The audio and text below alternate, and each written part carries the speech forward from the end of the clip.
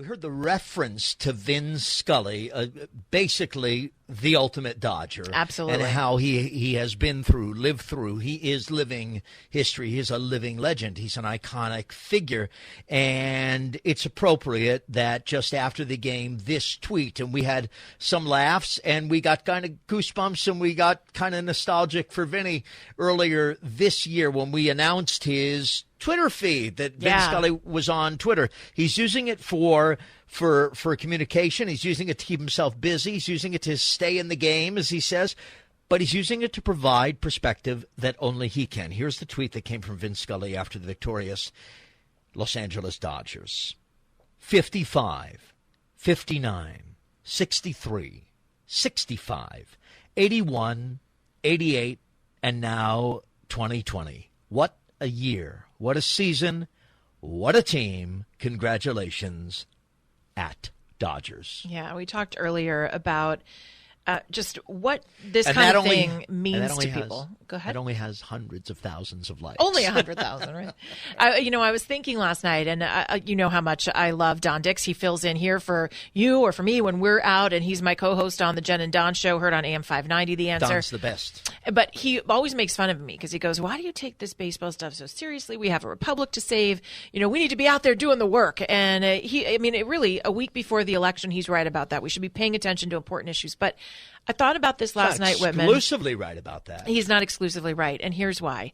Because we need to remember, especially in this year, especially with this political climate, that we are connected to one another. And this is something sports can play an important role. And that's why I think we hate when it gets politicized, because it feels like then there's not a room for you, depending on your standpoint.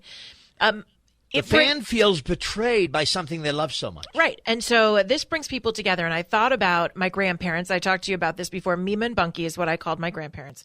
And they were amazingly tough Dodger fans. My grandfather bled Dodger blue. He had season seats. I spent a lot of my childhood in Dodger Stadium watching Rick Monday and Steve Sachs and Steve Garvey and Mike Marshall and Mike Sosha. Oh my gosh, all my favorites. Sitting there with Mima and Bunky. Yeah, and she would pack us a lunch. She would make us ham and cheese sandwiches because the hot dogs were too expensive. And we would just have the best time.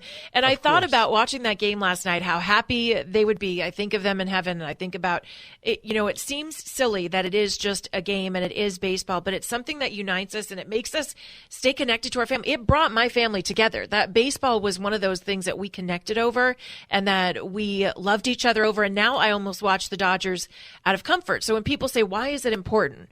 Well, it's important because it keeps you connected to your loved ones. It keeps me connected with my family. I was so lucky to be able to watch that game with my dad last night. We had a great time, and I thought, you know what? I'm celebrating this win because I was with my dad and because Mima and Bunky felt a little bit closer than they have in a while. They've been gone for a while now, and I felt them last night. I felt their presence, and I think that's where people have to remember that there is still positive in sports or some of these things that can seem like distractions.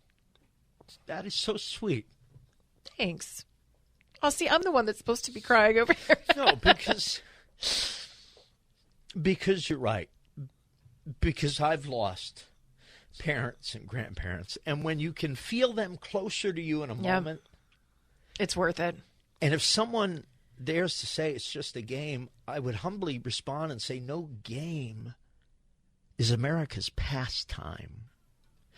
If it's America's pastime, it's not just a game. It's a production. It's a feeling. It's a competition. It's a togetherness with people who you love and who love that game you're watching. And it's where memories with the young Jennifer Horn and Mima and Bunky are harvested, and they last a lifetime. And then they sprout up like fresh flowers last night. That's right. And you remember them as vibrantly as ever. Bless you, Jennifer. Yep. I'm happy for you today.